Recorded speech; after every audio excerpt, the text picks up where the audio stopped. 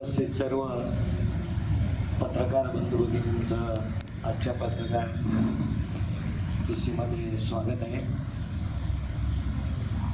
आज पत्रकार परिषद घेण्याचा मूळ उद्देश आणि हेतू नवी मुंबई महानगरपालिका क्षेत्रामध्ये त्या ठिकाणी वरच्या पट्ट्यामध्ये MIDC क्षेत्रामध्ये नुकतंच काही दिवसापूर्वी MIDC कडून एक त्या ठिकाणी टेंडर प्रसिद्ध करण्यात आलं आणि त्या अनुषंगातून काही प्रमाणामध्ये लोकांमध्ये नेमकं आम्हाला काय मिळणार आहे आणि काही पक्षांची भूमिका एका ठिकाणी वेगळी एका ठिकाणी वेगळी अशा प्रकारे नवी मुंबईमध्ये वस्तुस्थिती आहे. परंतु त्या ठिकाणी शिवसेनेची एकत्रित भूमिका आणि सर्व आमचे शिवसेनेचे त्या ठिकाणचे नगरसेवक आहेत, ह्या सर्वांनी विचार विनिमय करून आदरणीय आमचे नेते एकनाथ शिंदे साहेब यांच्याशी समन्वय साधून त्या ठिकाणी वेळोवेळी या MIDCच्या अनुषंगातून बैठका घेतलेल्या आहेत. परंतु हा GR आला टेंडर आलं आणि त्या ठिकाणी असं काही हसवलं गेलं की हे सर्व शिवसेनेने केलेलं आहे. MIDCचं खातं जरी शिवसेनेच्या मंत्र्यांकडे असलं तरी एखादा निर्णय हा त्या ठिकाणच्या संपूर्णतः मंत्रिमंडळाच्या अनुषंगातून शासनाच्या धोरणात्मक निर्णयाच्या अनुषंगातून त्या ठिकाणी होत असतो. आणि आपण पाहिलं असेल 2001 पासून ते 2001, 2, 3, 2010, 2011, 2020 आणि 2000 आत्ताचा 23-24 हे सर्व आपण शासनाचे निर्णय MIDCच्या अनुषंगातून जर पाहिले असतील तर या ठिकाणी शासनाने झोपडपट्टी त्या ठिकाणी पुनर्वसन करण्याचा निर्णय वेळोवेळी त्या ठिकाणी घेतलेला आहे आणि 2011ला MIDCने स्वतंत्र धोरण त्या ठिकाणी शासनाला दिलेलं आहे आणि त्या अनुषंगातून वेळोवेळी शासनाने त्या धोरणात्मक निर्णयाच्या अनुषंगातून भूमिका जाहीर केलेली आहे. आणि तशाच प्रकारे आता सुद्धा 2020ला आमचे उपनेते चौगुले साहेब यांनी स्वतः पुढाकार घेऊन आदरणीय त्यावेळचे मुख्यमंत्री एकनाथ शिंदे साहेब यांच्याशी त्या ठिकाणी संपर्क साधून नेमकी झोपडपट्टी वासियांची त्या ठिकाणची मागणी काय आहे, घरांचा पुनर्विकास करायला कोणाची त्या ठिकाणी ना नाही, परंतु नेमका आम्हाला काय मिळणार आहे आणि वर्षानुवर्ष या ठिकाणी राहतो, वर्षानुवर्ष त्या ठिकाणी एका पिढीतून 2 पिढ्या 3 पिढ्या तयार होत गेलेल्या आहेत. त्यामुळे रास्त मागणी असताना ती गरज पूर्ण व्हावी या हेतूतून जी शिवसेनेची भूमिका आहे स्पष्टपणे त्या ठिकाणी कुठलीही संभ्रमावस्था न ठेवता जी मागणी आहे ती मागणी लोकांसमोर यावी आणि त्या मागणीतून लोकांना पुढच्या भविष्याची जी काही योजना आहे ती राबवावी अशी शासनाकडे सुद्धा आमची आग्रही मान्य आहे. मी आमचे उपनेते चौगुले साहेब यांना विनंती करतोय की आपण या ठिकाणी झोपडपट्टीच्या अनुषंगातून आपण वेळोवेळी बैठका घेतलेल्या आहेत. त्या बैठकीचं त्या ठिकाणी जे काही निर्णय आहेत किंवा शासनाने निर्णय घेतलेला आहे आणि त्या धोरणात्मक निर्णयाच्या अनुषंगातून ज्या काही मागण्या मंजूर झालेल्या आहेत त्या अनुषंगातून पुढे कशा प्रकारे लोकांना त्यातून लाभ मिळेल या अनुषंगातून आपण विस्तृत माहिती द्यावी. धन्यवाद. स्वागत करतो. आजचा मूळ मुद्दा आणि मूळ हेतू काय हे आमचे जिल्हा प्रमुख भोईर साहेब यांनी सांगितलेलंच आहे. त्या व्यासपीठावर आमच्या ताई आहेत, अनिकेत आहे, झोपडपट्टीतून आमचे ही सर्व नगरसेवक झोपडपट्टीशी संलग्न आहेत. रामाशीष आहे, तिथं गौरी आहे, इकडे सुरेश कुलकर्णी आहे, विलास आहे, बंडे, मागे आमचे सर्व नगरसेवक बसलेले आहेत. खरं पाहिलं तर आम्ही त्या शुभम आहे, हे सर्व नगरसेवक तिथे आहेत. आपले डॉक्टर आहेत, चांगले डॉक्टर आहेत. खरं पाहिलं तर मी गेल्या 9 तारखेला कुठेतरी जनता दरबार भरला. त्या जनता दरबाराच्या अनुषंगाने काही गोष्टी ऐकल्या. आम्ही MIDCचं रिडेव्हलपमेंट होऊन देणार नाही, हे देणार नाही. या गोष्टीतून असं दिसून येतं की कोणीतरी आपली स्वतःची जहागिरीच असल्यासारखं चाललेलं आहे.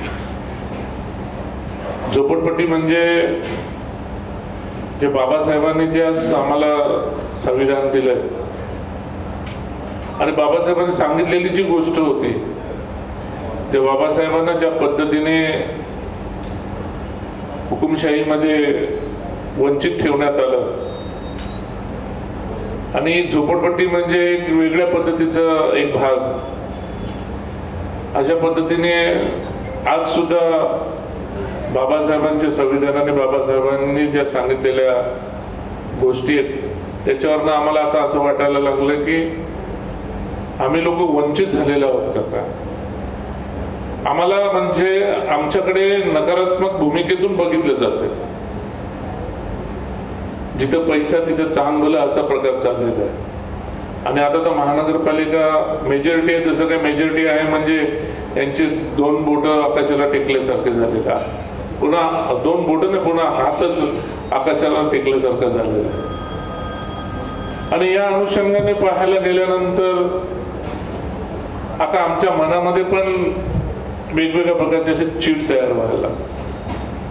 गृहनिर्माण मंत्री आमचे पक्षाचे मुख्य नेते, महाराष्ट्राचे उपमुख्यमंत्री एकनाथ शिंदे साहेब, पालकमंत्री सुद्धा एकनाथ शिंदे साहेब, आमचे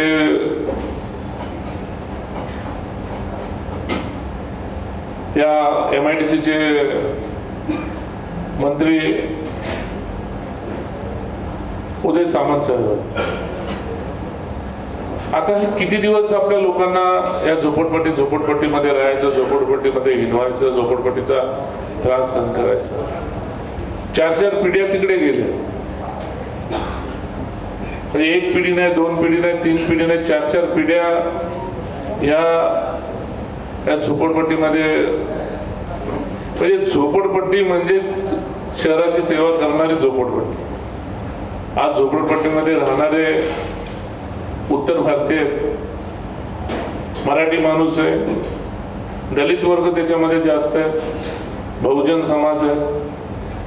म्हणजे झोपडपट्टी पाहण्याचा दृष्टिकोन या इथल्या नेत्यांचा फार वेगळा झालेला आहे. आणि आता इथं तर असं चालू झालं की झोपडपट्टीतील काही नगरसेवक मिटिंग घ्यायला लागले की आपण SRA लागू करून द्यायचं नाही, या ठिकाणी आपण विरोध करायचा, मोर्चा काढायचा. कुठल्या एका चॅनलला तर मी बघितलं की एका माजी आमदारांनी सांगितलं की आम्ही मोर्चा काढणार. मग आम्ही का घरामध्ये असंच गप बसणार? उद्या मोर्चा यांनी इथं काढला तर आम्ही मोर्चा आमच्या न्याय हक्कासाठी मंत्रालयावर मोर्चा काढू. शेवटी ह्यांना जनाची नाही मनाची तरी वाटायला पाहिजे. सत्ता तुम्ही पण एका पक्षामध्ये आहात, ज्या पक्षाचा मुख्यमंत्री आहे, आणि त्या मुख्यमंत्र्यांच्या माध्यमातूनच काही गोष्टी या ठिकाणी झाल्या असतील, उपमुख्यमंत्र्यांच्या माध्यमातून काही गोष्टी इकडे झाल्या असतील. म्हणजे ही सरकारला चॅलेंज करणारी ही नवी मुंबई महानगरपालिका तयार झाली. मी काल परवाला 2-4 दिवसापूर्वी कुठेतरी मी एका चॅनलला बोललोय की भारतामध्ये असे 1-2-3 प्रदेश आहेत, काय बोलतात त्या प्रदेशांना, आपलं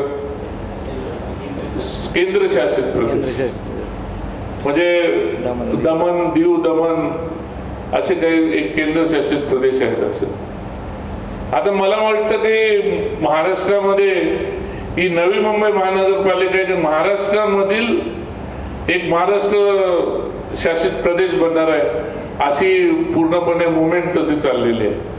म्हणजे प्रत्येक गोष्टीमध्ये जे शासनाने दिलेले गाईडलाईन्स आहेत त्याला चॅलेंज करायचं, त्याच्या विरोधात जाऊन काम करायचं, त्यांच्या विरोधात जाऊन काही गोष्टी करायच्या. म्हणजे एक सत्ताधीश बनण्याचं या ठिकाणचं एक नवी मुंबई स्वतःला स्वतःधीश बनवण्याचं असं एक वेगळं कार्यक्रम या ठिकाणी चाललेला आहे.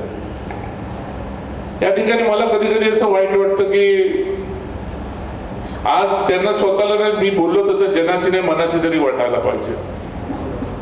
या ठिकाणी एक बीजेपीचे आमदार आहेत आमच्या मंदाताई म्हात्रे, त्यांनी SRA लागू करावं म्हणून त्यांनी झोपडपट्टीवासियांची मीटिंग घेतली. त्या मीटिंगला आमच्या स्वतः पाटील ताई होत्या. म्हणजे एका ठिकाणी एक बीजेपीचे आमदार त्यांची भूमिका ही पॉझिटिव्ह चाललेली असताना काही लोक निगेटिव्ह चाललेले आहेत. निगेटिव्ह जाण्याचा हेतू काय, बोलण्याचा हेतू काय, हे बिल्डर धार्जिने म्हणजे बिल्डरांच्या घशात घालायचं, झोपडपट्टी बिल्डरांच्या घशात घालून पैसे कमवण्याचं साधन. लाज लज्जा शरम प्रत्येक गोष्टीत वाटायला पाहिजे प्रत्येकाला. आज मला तुम्ही सांगा, आज नव्या मुंबईमध्ये शहरामध्ये ठिकठिकाणी रिडेव्हलपमेंट होत चालू झालेत. ठिकठिकाणी रिडेव्हलपमेंट होत असताना हे बिल्डर कोणाच्या बापाचे आहेत? सॉरी, म्हणजे बिल्डर माझे मित्रच आहेत, पण हे बिल्डर कोणाच्या अधीन राहून कामं करतायत? म्हणजे तुम्ही शहरी भागाकडे देताना दुसरा न्याय, झोपडपट्टी भागाकडे बघताना दुसरा न्याय. जर तुम्हाला एवढीच खुमखुमी होती, सिडकोचेच घरं होते तिथे, मग सिडकोच्या जागा रिडेव्हलपमेंट होत होत्या. मग सिडकोच्या जागा जर रिडेव्हलपमेंट होणार होत्या आणि रिडेव्हलपमेंट होत होत्या, मग तेव्हा का नाही बोलले? तेव्हा का नाही अडवलं? का हे संपूर्ण सिडकोच्या प्रॉपर्टी हे बिल्डरांच्या घशात घालून पैसे कमवण्याचं साधन झालं? अरे झोपडपट्टीकडे बघितल्या गेल्यानंतरच लगेच तुम्हाला झोपडपट्टी दिसली की लगेच पैसे कमवण्याचं साधन. या ठिकाणी उदय सामंत आमचे MIDCचे मंत्री आहेत. टोटली मला वाटतं की 90% जागा हा झोपडपट्टी भाग हा MIDC मध्ये येतो. गृहनिर्माण मंत्री पण शिंदे साहेब आहेत. या ठिकाणची पार्श्वभूमी पाहायला गेल्यानंतर आज आमच्याकडे शहरी भागामध्ये ऐरोलीचा जो भाग आहे, आमच्या ऐरोली नाकापासून पकडून सायनाथवाडीपर्यंत तिथे स्लम एरिया, त्याला पण तो फायदा होणार आहे.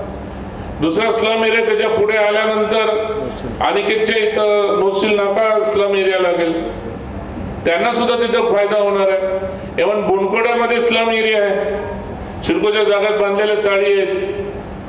द्वारकानाथ भोईर साहेबांच्या इथं त्या भागामध्ये तिथं बांधलेल्या चाळी आहेत, त्याला सुद्धा फायदा होणार आहे.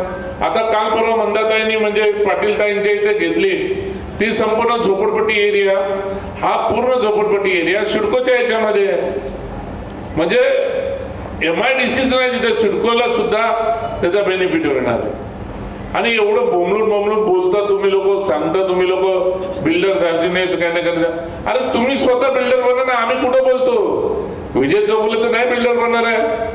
जे बोलणारे आहेत नेते लोक त्यांनी बिल्डर बनावं, त्यांनी बिल्डर बनवून जे गव्हर्नमेंटचे गाईडलाईन्स आहेत त्या पद्धतीने त्यांनी आम्हाला डेव्हलप करून द्यावं. आम्ही कुठं काय बोलतोय? पैसा कमावण्याचं वरून परमेश्वराने तुम्हालाच ऑर्डर दिलेले, तुम्हीच पैसे कमवा म्हणून, तर तुम्ही बिल्डर ठरवा. शहरामध्ये तुम्हीच बिल्डर ठरवता ना. ज्या ज्या पॉकेट्स आहेत त्या पॉकेट्स मध्ये ह्यांचेच बिल्डर लोक आहेत. हेच बिल्डर लोकांना बोलतात, हेच ठरवतात, या पॉकेटवाल्यांना म्हणून, त्या सोसायटीवाल्यांना म्हणून. त्यांना सांगायचं काम पण हेच करतात की बाबा या बिल्डरला द्या, हे टेंडर आलं का, या त्या 4 टेंडर आले की तिन्ही कोणाला गप बसवायचं आणि कोणाला द्यायला लावायचं हेच ठरवतात. मग इथे यांचं दुखतंय कुठं? याची नस दुखतं कुठं आले?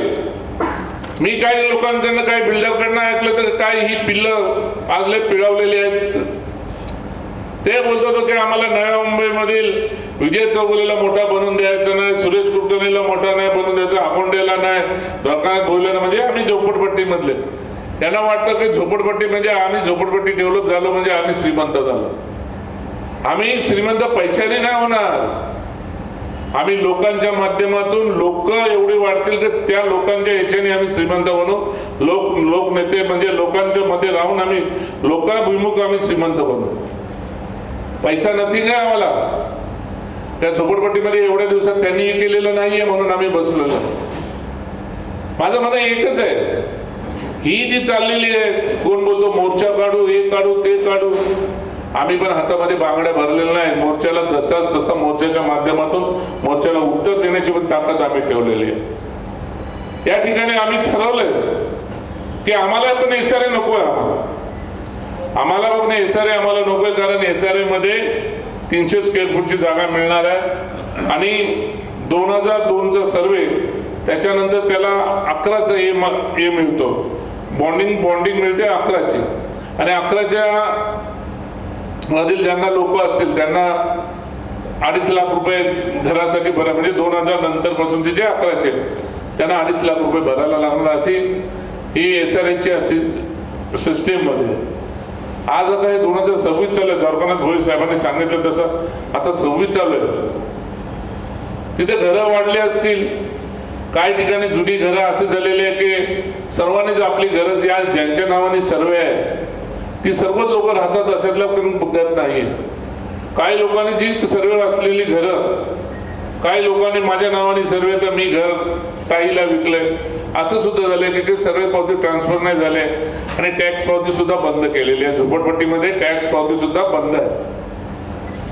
म्हणजे परिस्थिती अशी होती की नंतरच्या लोकांचं काय होणार, म्हणजे 2011 झाले, मग 11च्या नंतरचं लोकांचं काय, 11च्या नंतरच्या आज 26 आहे, म्हणजे जवळपास 15, म्हणजे हे मला वाटतं त्याच्यावरती 13 पर्यंत दिलेलं आहे ना टेंडरवरती, याच्या सर्वे 11 पर्यंत, म्हणजे परत 26 पर्यंतच्या लोकांचं काय होणार आहे.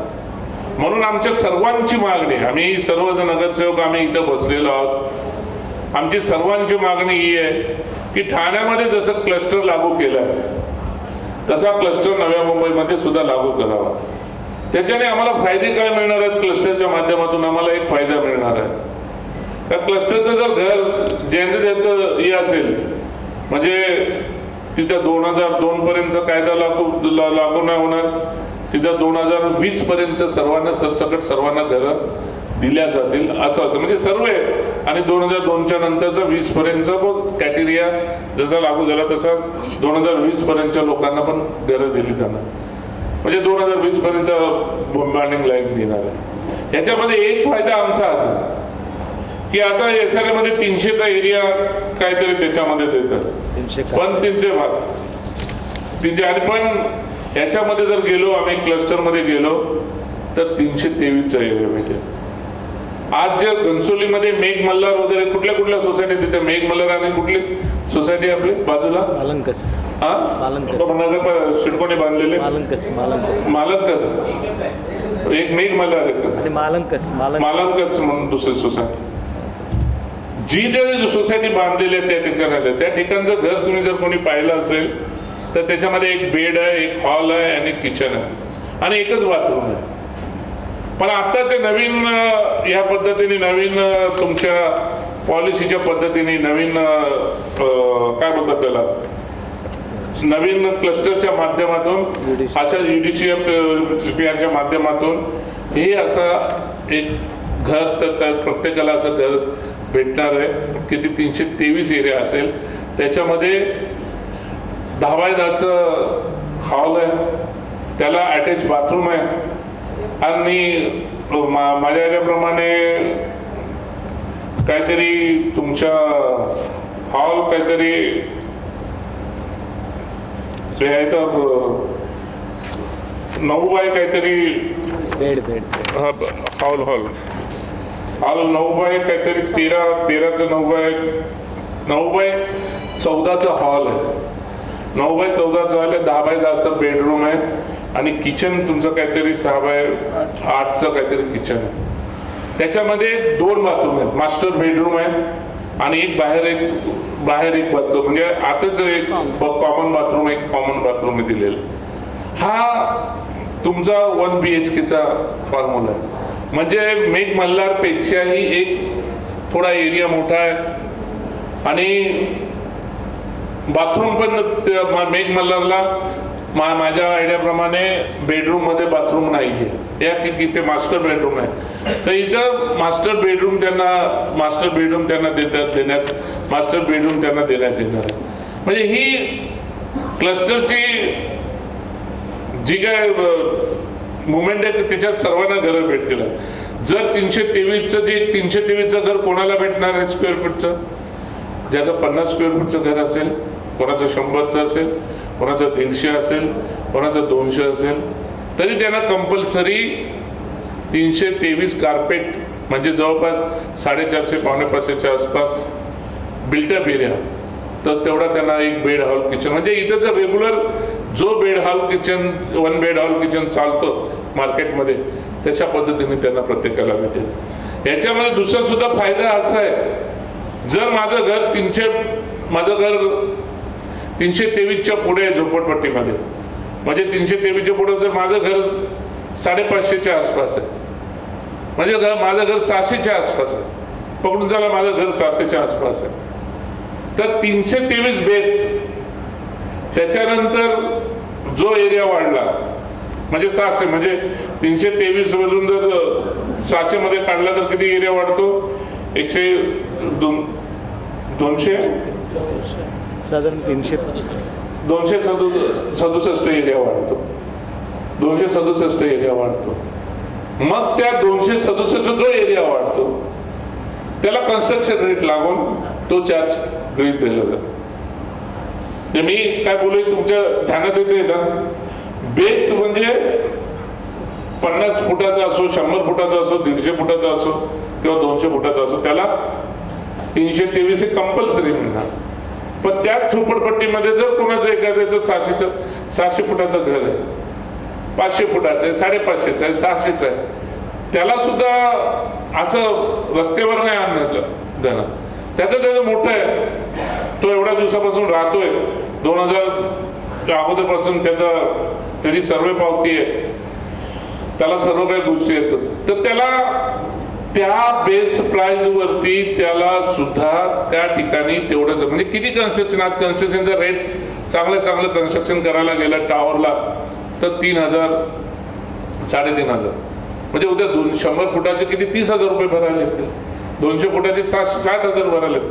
पण तो त्याचा एक फायदा होता त्याच्यात, म्हणजे त्याचा, आणि जर समजा 600च्या वरती असेल कोणाचं घर, 900चं असेल झोपडपट्टीत, तर असे क्विंचित असणार, पण त्यांना पण रस्त्यावर नाही येऊन देणार. जर कोणाचा जर असेल 900 एरिया आहे कोणाचा, मी बघून चालतो 900 एरिया ज्याचा आहे, 900 एरिया, आता 900 एरिया ज्याचा असेल मग त्याला 538 हा बेस राहील, का 323 हा पकडला नाही जाणार, ज्या 538 हा कन्स्ट्रक्शन पर्यंत जाईल, आणि 538च्या वरती जो एरिया राहील, म्हणजे आता 900 झाला, 538च्या वरती 900 पकडला तर एरिया किती होता आणि तो एरिया वाढतो 450च्या आसपास तो एरिया वाढतो. मग त्या 450ला रेडी रेकनर चार्जेस लागेल. कुठला चार्जेस लागेल? Ready reckoner. हा असा क्लस्टरचा फॉर्म्युला आहे. या फॉर्म्युल्याला आता सर्व काही गोष्टी 25% जमिनीच्या हे अनधिकृतरित्या 10% बाजार मूल्य असे, म्हणजे असे वेगवेगळे त्याच्यामध्ये आहे. पण आम्हाला ह्याच्यामध्ये आम्हाला पूर्णपणे आम्हाला फायदाच होणार आहे. आम्हाला घरं मोठी मिळतील. आणि कोणी दुसरा एक मुद्दा, महत्वाचा मुद्दा आहे आमच्या झोपडपट्टीमध्ये, घरं 1+1 आहेत. घरं 1+1 घर आहे. आता कोणी कोणी बांधलेलं आहे. तर सुरेश कुलकर्णी खालच्या रूम मध्ये राहतो, वरच्या रूम मध्ये मुलगा राहतो. जर त्याचे वरचे पुरावे वेगळे असतील, वरच्या रूमचे पुरावे वेगळे असतील, तर त्याला सुद्धा हक्काने घर मिळणार. मग त्याचं वरचं लाईट बिल वेगळं, त्याचा टॅक्स मध्ये तर झोपडपट्टीत बंद आहे. मग त्याचं मतदार यादीतलं नाव असेल, रेशन कार्ड त्याचं वेगळं असेल, तर तशा पद्धतीने आम्ही त्याला सुद्धा वरच्या लोकांना सुद्धा क्लस्टरमध्ये द्यायला लावणार.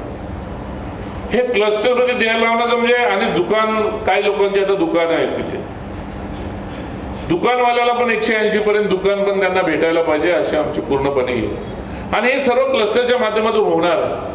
नाही होणाऱ्या काही गोष्टी नाहीये. या सर्व क्लस्टरच्या माध्यमातून ठाण्याला या सर्व गोष्टी भेटतात, ठाण्याला या सर्व गोष्टी दिल्या जात आहेत. म्हणून आम्ही ह्या याच्यामध्ये आता एक व्यावसायिक याच्यामध्ये बघायला गेलात तर तुम्हाला 180 स्क्वेअर फूट ते 430 स्क्वेअर फुटापर्यंत येणार. म्हणजे 430 पर्यंत गेलं तर तुम्हाला जे बांधकामाला जे लागू असलेलं शुल्क आहे ते कमर्शियलला सुद्धा लागू राहणार. कारण झोपडपट्टी ही जर आपण समोर नजरेसमोर आणलं तर प्रत्येकाची झोपडपट्टीची एरिया ही 150च्या आतमध्ये 200च्या आतमध्ये ही असेल, त्याला तर 323 मिळणारच आहे. आणि असे एखादं दुसरं कुठलं मोठं घर असेल तर त्याला सुद्धा तेवढं भेटणार आहे. म्हणजे ज्याचं जेवढं घर तेवढं त्याला जागा ही क्लस्टरच्या माध्यमातून कुठल्याही परिस्थितीमधून भेटणार आहे. आता हे आम्ही याचा विचार करतो आणि तुम्हाला आता हे सांगतो, आज माझ्यासमोर आता डिग्याचा मी नगरसेवक झालेलो आहे. डिग्याचे नगरसेवक, आता डिग्यामध्ये अनधिकृत बिल्डिंग उभे आहेत, 3 मजली 4 मजली बिल्डिंग उभे आहेत. त्यांना सुद्धा या क्लस्टरमध्ये घेऊन ज्याची जेवढी जागा आहे, म्हणजे मी तुम्हाला बोलत नाही की त्याची जागा कमी करायची जागा, ज्याची जेवढी जागा आहे त्याचं जेवढं स्क्वेअर 1 बेड हॉल किचन आहे 2 बेड हॉल किचन आहे त्या सर्वाला जैसे थे बोलतात ना आपण, ज्यांची जशी जागा असेल तेवढी जागा त्या डिग्यातल्या सर्व लोकांना सुद्धा भेटेल आणि त्यांचा अनधिकृतचा जो ठप्पा आहे त्यांच्यावरती पडलेला तो पण निघून जाईल, कोर्टाचे केस पण निघून जातील आणि त्यांना सुद्धा हक्काची गरज भेटेल. ही अशी आमची क्लस्टरच्या माध्यमातून आमची पूर्णपणे हे आमचे मुवमेंट चाललेले आहे. आणि यासाठी आम्ही माननीय उपमुख्यमंत्री एकनाथजी शिंदे साहेब गृहनिर्माण मंत्री आहेत, त्यांना आम्ही या सर्व गोष्टीची कल्पना दिलेली आणि त्या पद्धतीने त्यांनी सुद्धा आम्हाला पॉझिटिव्ह ओपिनियन दिलेले आहे. कारण ह्याच्यामध्ये एखाद भाग सोडला नव्या मुंबई झोपडपट्टीमध्ये तर टोटली सर्व नगरसेवक हे शिवसेनेचे आहेत, म्हणून कोणाच्या तरी पोटामध्ये दुखायला लागलंय. त्या शिवसेनेची लोक हे होतील, टावर बनतील आणि मग नंतर त्याचा त्रास आम्हाला पुढे उठून आम्हाला त्रास बनेल. यासाठी आम्ही काय नाही, वेळ आली तर आम्ही मुख्यमंत्र्यांकडे पण जाऊ.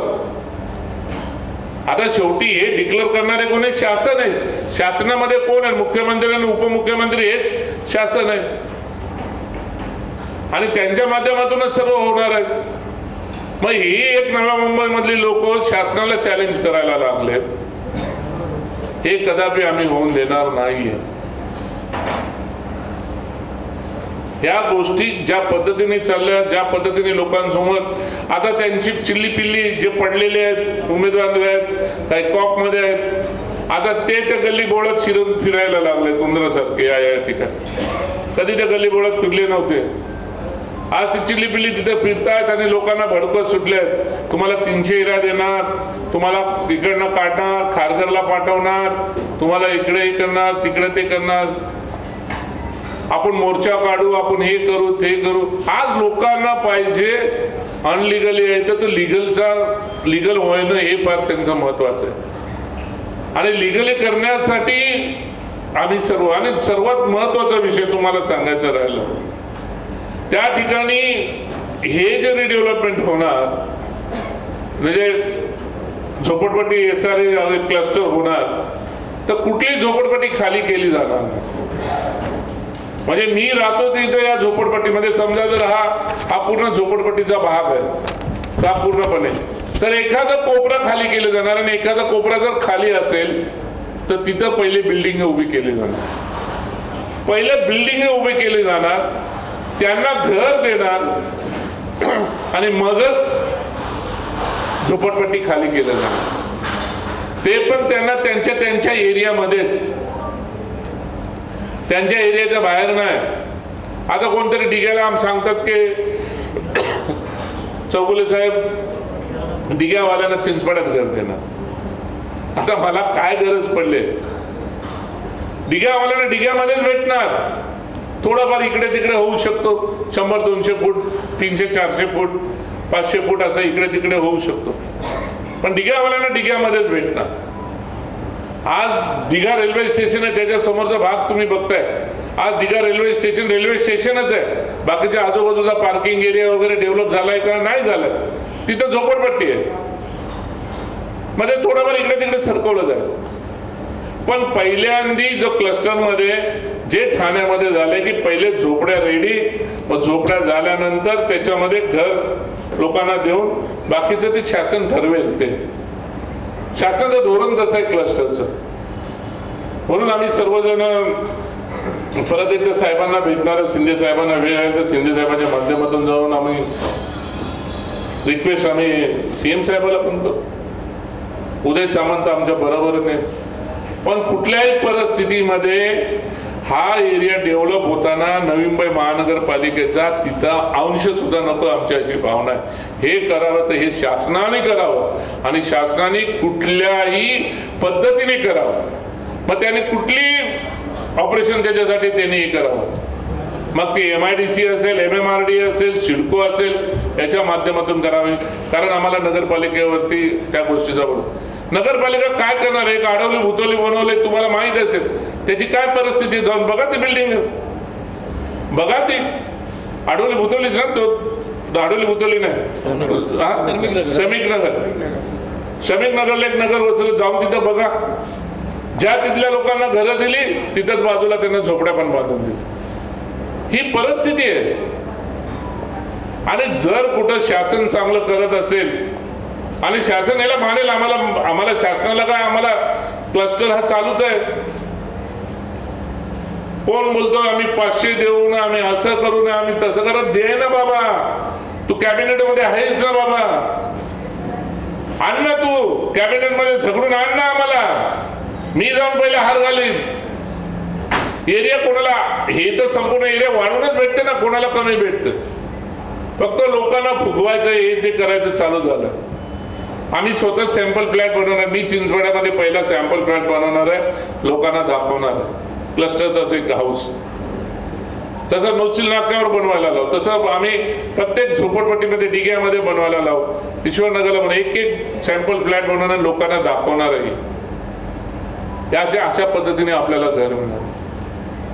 लोकांना नको आहे अनधिकृतपणा, पण यांना काय आमच्या झोपडपट्टीवरती बाबतीत एवढा द्वेष आहे मला नाही माहित. अरे झोपडपट्टीवाले डेव्हलप करून पैसे कमवण्याचं साधन, आणि डायरेक्ट शिवसेना याच्या मागे कोणीतरी बोललं की याच्यामध्ये शिवसेना पैसे कमवणार आहे, शिवसेना अमुक हे करणार आहे. उठसूट आहे नवी मुंबई महानगरपालिकेवरती शिवसेना शिवसेना शिवसेना. आमचे विलास सारखे आमचे सिटिंग नगरसेवक 15 पडले, जर निवडून आले असते ना, मग शिवसेना काय आम्ही दाखवलं असतं.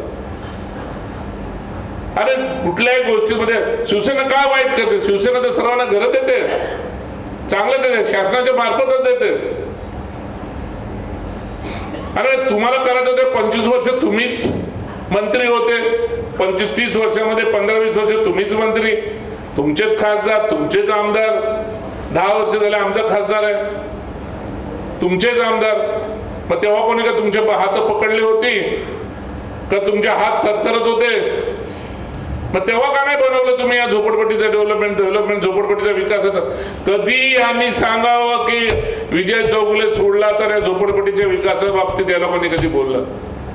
मी उपोषणाला बसलो, मी चिंचपाड्यात SRA चालू केलं. यानं उठसूट कॉलनी भाग. आजकाल तर सर्व कॉलनी भागाचे टेंडर कोण घेते, कोणाच्या मार्फत टेंडर दिले जातात हे मी सांगायची गरज नाही. तुम्हाला कॉलेजला रिडेव्हलपमेंट चालते, सिडकोचं रिडेव्हलपमेंट चालतं, सिडको एरियाचं, आणि इकडे झोपडपट्टी चालत नाही. कदापि आम्ही तसं होऊन देणार नाही. मंदाताईच्या पण बरोबरीने आम्ही आहोत. मंदाताई ज्या शासन शेवटी आम्ही क्लस्टरची मागणी करतोय आणि 100% आम्ही मागणी करणार आहोत. पण शेवटी शासन जे ठरवणार ते ठराव. आणि याच्यामध्ये झोपडपट्टीमध्ये कुठेही येणार आहेत, जिथे धार्मिक स्थळ आहेत ती धार्मिक स्थळं मिळतील आम्हाला, मैदान मिळेल आम्हाला, सर्व काही नियोजनबद्ध सर्व झोपडपट्टी डेव्हलप होतील. आज काही ठिकाणी मैदानं नाहीत, काही ठिकाणी शाळा नाहीत.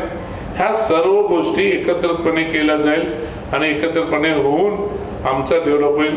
आमची विनंती आहे, गणपती बाप्पाला विनंती, गणेश बोलत आम्ही गणपती बाप्पाला होतो, आम्ही बाबा पाया पडतो बाबा, आमची बाबा आता तरी पाव असा आम्हाला बोलायला लागणार आहे. काल परवा आमच्या त्या सभागृहामध्ये झालं होतं काहीतरी विषय, द्वारकानाथ भोईर साहेबांनी का शिवराम पाटलांनी तो विषय घेतला होता की सर्व तसबिरे लावलेत पण त्यांचे पाय काढून टाकलेले आहेत. ज्येष्ठ सर्व मोठे आपल्या यांचे भारतातील सर्वांचे बाबासाहेब आंबेडकरांपासून नेहरूंपासून सर्व पाय काढून ठेवून दिले त्यांचे तैलचित्राला. आणि पाय पकडायला पण आम्हाला सभागृहात कोणाचे पाय पकडायला पण त्यांनी जागा ठेवलेली नाही. तसे इथं नको आम्हाला व्हायला. आणि आम्ही सांगतो की बिल्डर पण त्यांनीच ठरवावं. आम्हाला नको बिल्डर, आम्हाला घर पाहिजे घर. ते कुठल्या तरी नाटकामधले सारखी परिस्थिती आमची व्हायला लागली आहे. कोणी घर देतं का घर, कोणी घर देतं का घर, अशी परिस्थिती आमची व्हायला लागलेली आहे. हे कुठल्या नाटकातलं आहे? नटसम्राट मधले. या नटसम्राटामधले आता आमचं म्हणणं हेच आहे की आम्ही नटसम्राट नाटकासारखी आमची स्थिती व्हायला लागली. कोणी घर देतं का घर, कोणी घर देतं का घर. मी बोललो मोठे मन दाखवावं. आणि नटसम्राटामधले घर मागत होतं, यांनी सम्राट बनावं आणि आम्हाला पाहून आम्हाला घर द्यावं, हे अशी मी हे करतोय. कारण आमची मागणी आहे की क्लस्टर लागू करावा आणि क्लस्टरच्या माध्यमातून आम्हाला घर भेटावं असा आमचा सर्वांचा प्रयत्न राहणार आहे. शेवटी शासन ठरवेल, त्याच्या पुढे आम्ही जाणार नाही. आपल्याला कोणाला काय बोलायचं.